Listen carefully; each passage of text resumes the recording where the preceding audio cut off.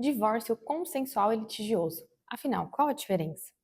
Muita gente chega no meu escritório dizendo a mesma coisa. Doutora, a gente quer fazer um divórcio amigável. Tá tudo certo entre a gente. E aí eu pergunto: vocês já resolveram como vai ficar o apartamento? E a pensão dos filhos? E as dívidas que ainda estão no nome dos dois? Aí a pessoa me olha com uma cara que eu já conheço. A cara de quem achava que tinha um acordo e acabou de descobrir que na verdade não tinha. E esse é o primeiro erro, que sempre acontece, porque amigável e consensual não são a mesma coisa. Amigável é o que você sente, consensual é o que está no papel. E confundir os dois é o que transforma uma coisa que poderia ser simples num processo que dura anos. O divórcio consensual é quando os dois concordam com tudo, não só com o fim do casamento, com tudo que vem junto. Então, quem fica com o imóvel, como vai ficar a guarda, se vai ter visitas, como que vai funcionar, se vai ter pensão, qual o valor, até quando, como vão ficar os bens, como ficam as dívidas, plano de saúde dos filhos, quem paga o quê.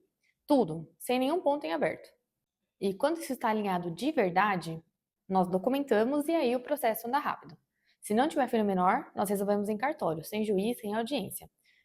Os dois aparecem com o advogado ou com o mesmo advogado, e se o acordo estiver pronto, assina, registra e finalizou. Agora, quando tem filho menor, aí vai para a justiça, mas pode ser rápido do mesmo jeito. O juiz vai verificar se os filhos estão protegidos pelo acordo que fizemos, homologa e encerra. O consensual feito direito é o caminho mais tranquilo que existe, mas tem uma condição, que o casal esteja de acordo com relação a tudo. Agora, quando não há esse acordo, aí é litígio. E o litígio muda toda a situação.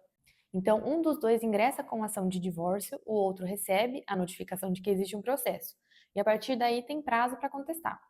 Produzir prova, vai ter audiência, várias manifestações e às vezes até recurso. Então, dependendo do que está em disputa, isso pode levar meses ou até anos. E aqui tem um detalhe que quase ninguém para pensar. No litigioso, você não decide mais os termos do seu próprio divórcio. Quem vai decidir é o juiz, com base na lei, prova e no que cada advogado conseguiu demonstrar. Então, o que era uma negociação entre duas pessoas que eram casadas, vira uma disputa, que um terceiro vai resolver por vocês. Então, uma partilha que poderia ter sido feita do jeito que fazia sentido para aquela família, considerando quem tem mais necessidade, quem investiu mais, quem vai ficar com os filhos, pode sair completamente diferente quando vai parar na mão de um juiz, que não sabe de nada da história de vocês. E não é que a decisão seja injusta, é que ela é genérica, a lei é aplicada realmente ao caso, e nem sempre o caso cabe direitinho na lei. Agora, deixa eu falar mais um erro que eu vejo com muita frequência. O casal não tem um consenso real, mas tem pressa, ou um dos dois tem pressa. Então, alguém fica pressionando e aí um dos dois cede com coisas que não deveria, só para terminar logo. E assina um acordo mal feito. Passa no cartório ou homologa em juízo e divórcio finalizado.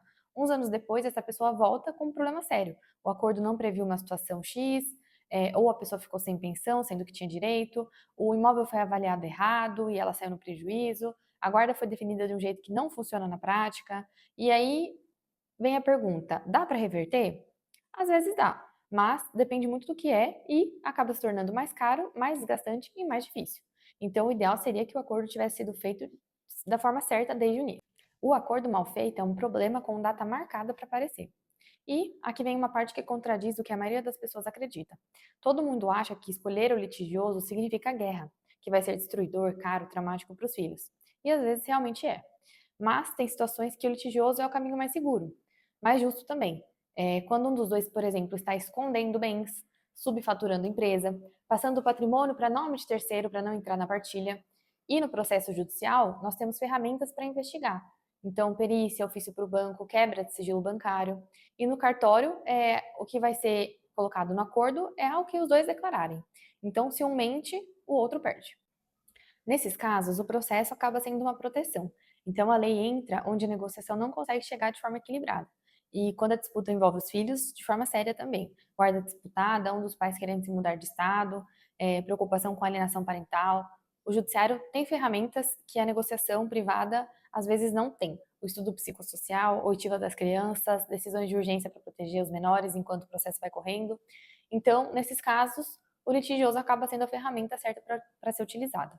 Em muitos casos também acaba nos surpreendendo. Tem casal que mal se fala, que tem várias mágoas acumuladas de anos, que não ficam nem na mesma sala, mas que com a ajuda dos advogados consegue fechar os pontos essenciais. Então, a gente consegue fazer um divórcio consensual. O estado emocional não é o critério é se tem acordo sobre os termos ou não. E muita gente acaba adiando o divórcio achando que precisa estar bem com o outro para resolver o problema, mas na verdade não precisa. Precisa de um acordo e de advogados que saibam construir isso mesmo quando a relação está difícil. E todo mundo olha para o custo do processo, honorários, custas, tempo, tudo isso é real, mas o litigioso custa bem mais. Mas qual é o custo de um acordo mal feito? Quanto custa descobrir anos depois que você abriu mão de um bem que era seu? Quanto custa uma ação de revisão de alimentos porque o valor fixado foi errado desde o início? Quanto custa executar um acordo que o outro lado simplesmente parou de cumprir, porque foi feito sem garantia nenhuma? E eu sempre busco com os meus clientes entender a situação por completa, o que tem, o que deve, o que o outro sabe, o que o outro não sabe, porque é nessa conversa que a gente descobre qual caminho faz sentido para cada cliente. E tem gente que já chega decidida, quero consensual. Tudo bem, mas aí a gente senta, conversa e começa a levantar os pontos e aparece uma conta que o outro escondeu, ou um bem que um dos dois nem sabia que existia, ou uma situação com os filhos que a pessoa não tinha parado para pensar direito, e aí o caminho muda. Porque afinal a realidade era diferente do que a pessoa achava que era. Então cada caso é uma história e a história vai definir a estratégia.